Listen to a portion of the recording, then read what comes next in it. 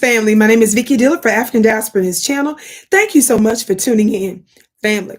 I am so excited and a big congratulations to my South African family. This year, South Africa takes the reins as the new president, or the presidency, we should say, of the G20. Talk black to me, somebody. Are y'all hearing me today? Now, for those of you that may or may not know, G20 are made up of Argentina, Australia, Brazil, Canada, China, France, Germany, India, Indonesia, Italy, Japan, Mexico, Russia, Saudi Arabia, South Africa, South Korea, Turkey, the UK, and the US, as well as the European Union, represented by the rotating council presidency and the European Central Bank. Yes? So this is the countries that make up the G20. Yes. So just a little bit about them. I won't go into great detail, so don't worry about that. But basically, they're an international forum for economic cooperation between the world's largest economies. It says representing about 85% of the global GDP and 75% of the global trade. It was established in 1999 after the Asian financial crisis. The G20's original purpose was to focus on international financial and economic stability. So you can understand that this is a very powerful bloc, and South Africa is taking it over. And I believe, if I remember some of my research correctly, they're one of the first African nation to do so. Family, I have got to say, when I heard much of President Ramaphosa's speech recently in Davos, which is of course a separate block for their WEF, a World Economic Forum that they have there. He did a profound address, and I want you to watch just a little bit of it here. And in giving effect to the mission of achieving or implementing what Nelson Mandela said, the mission of the G20 South Africa will focus on three themes: solidarity, inequality, and sustainable development.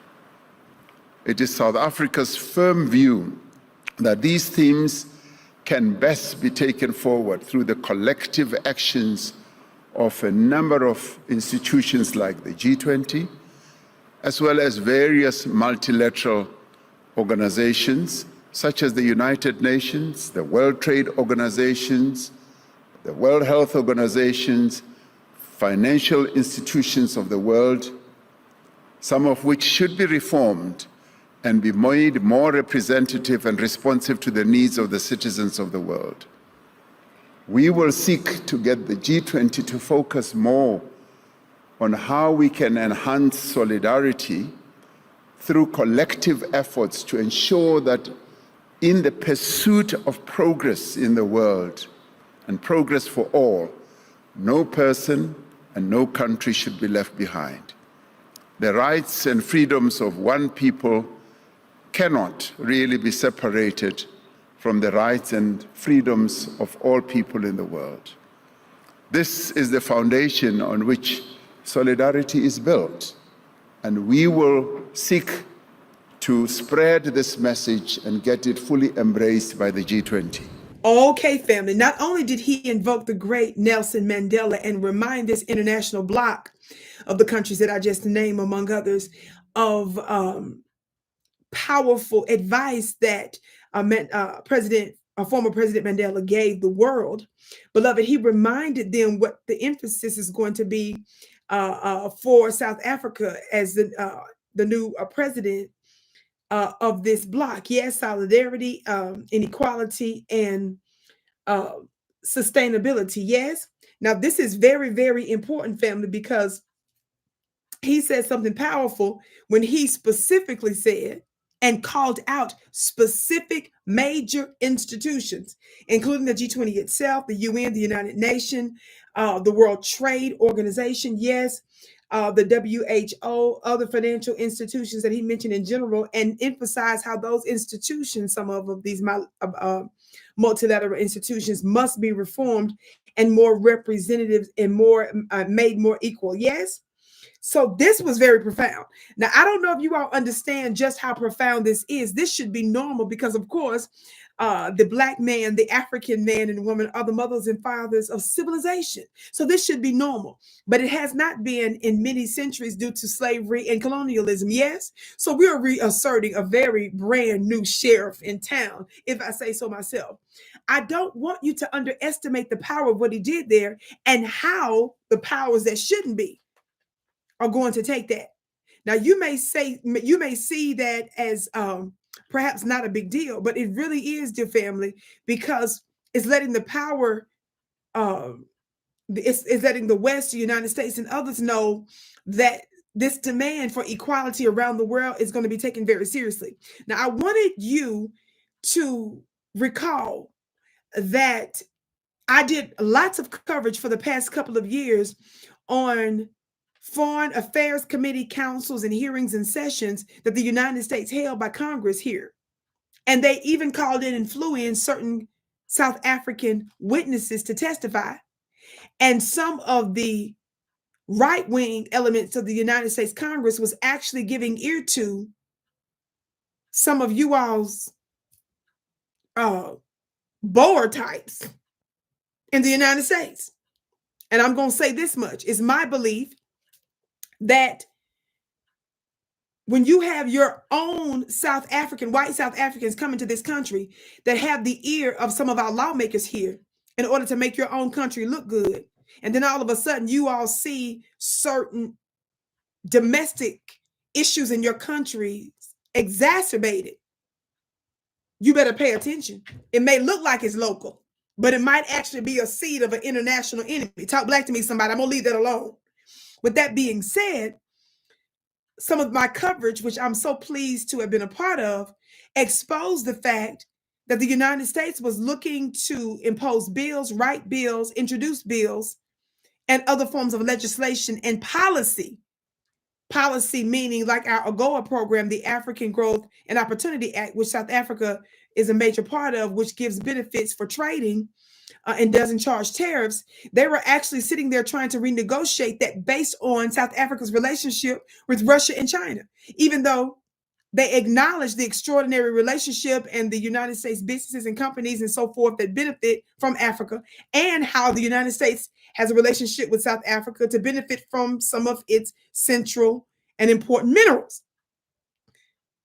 I want to give you one example of this. Watch this clip. Committee on Foreign Affairs Subcommittee on Africa will come to order. The purpose of this hearing is to examine the current status of the United States-South Africa bilateral relationship. I now recognize myself for an opening statement. I am quite proud of the United States and South Africa's cordial relations for nearly my entire life. South Africa has been the United States' largest trading partner in Africa since 2014. It's home to hundreds of American businesses, and the value of our two-way trade has reached $21 billion in 2021. However, it's becoming clear that the African National Congress of today is no longer the party of Nelson Mandela. While the South African story is one of hope, reconciliation, and determination, the ANC today is motivated by perpetuating a system of elite capture built on corruption and increasing government dependence through its national democratic revolution, and while clearly deepening relations with the Chinese Communist Party and Putin's Russia. As a black man, I carry the knowledge of my own country's historical burden of inequality. And as a conservative black man, I understand that hard work, perseverance, and getting a shot pays off. That is clearly not the case in South Africa's ruling party, where nearly 30 years into ANC rule, the South African people are more dependent than ever on a state that fails to consistently provide even the most basic services and provides bad policy. Take the example of black economic empowerment, a policy intended to support historically disadvantaged black citizens by providing increased access to the economy, but one that has repeatedly been undermined by corruption and nepotism from the ANC elites who have manipulated the scheme for personal gain at the expense of the broader black populace. The ANC elite are focused on increasing dependence on the state in order to exert control. Yet, by many measures, South Africa is a failing state. Unemployment is estimated to exceed 40%, particularly for youth. Almost half of South Africa's households receive some form of welfare payment, and the country has among the worst distributions of wealth in the world. Labor is expensive and inflexible. Corruption and criminality are at frightening levels and involve international criminal networks from Nigeria, Russia, and China, resulting in South Africa's being placed on the FAFT gray list. Infrastructure is collapsing at the national and local levels.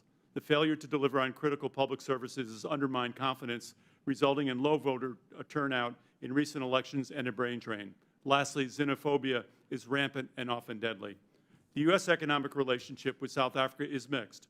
No country has benefited from a Okay, family, the clip you just saw there was the chairman, conservative, black-looking chairman, Mr. Representative James on Foreign Affairs. I think his position now maybe is changed, but that clip that you saw, that was about a year or so ago, and I covered it here, and I believe one of the South African platforms covered it as well shortly after we covered it here, which I'm so pleased about. I believe the exact portion that I've discussed numerous videos on this, but I wanted to remind you that some of the very members in the G20 are some of the very ones the United States don't like so much, and they certainly don't like the fact that South Africa is friendly and has relationships with them. And if the United States would seek to destroy an economic relationship like a trade agreement with like a AGOA, which I've discussed that here a long time ago as well, and if the United States would introduce bills to negatively affect South Africa's economy, remember, it was the United States, and I covered it right here, look it up, where the United States South African ambassador lied on South Africa and said that they were supplying arms to Russia. And because of that, it affected negatively South Africa's economy. And South Africa conducted their own investigation. Of course, they found those charges to be absolutely false, even though they still made some changes. But it was very clear that the ambassador lied, and the ambassador turned around and called himself apologizing for it after the damage to the economy was done. Watch out for who's going to be mad. Stay strong. Don't bend, don't bow. We're going to be covering it right here. At least I know I will. Thank you so much for tuning in. I'm Vicki Dillard. Be sure to follow me at Vicki Dillard.